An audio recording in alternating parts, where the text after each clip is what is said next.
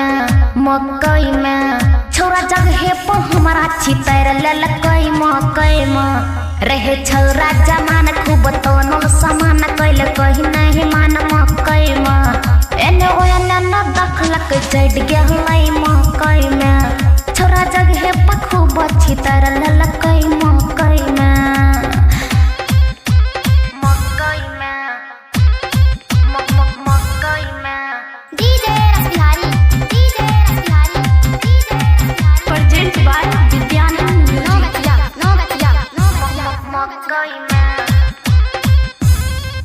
कि हे सखी हम नहीं जानलिए छौरा एते छै खराब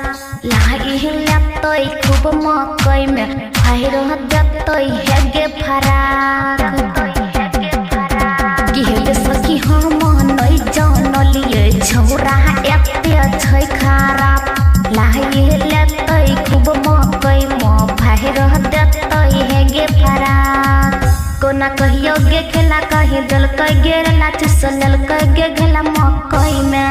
अलग कतरा के जाना सट गेलै मकई में छोरा जगह पर खूब छितर ललकै मकई में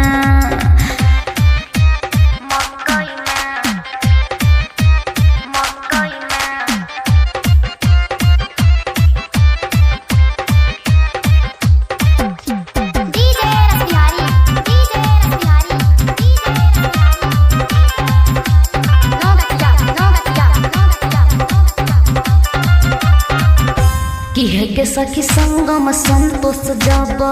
हमर जहन जत है बतिया हल्ला कही देत है पूरा टोल में हमर लुट जत लोटिया की है के सखी बाबू दीदी आनंद जब जहन जत है बतिया हल्ला कहे देत है पूरा टोल में हमर लुट जत लोटिया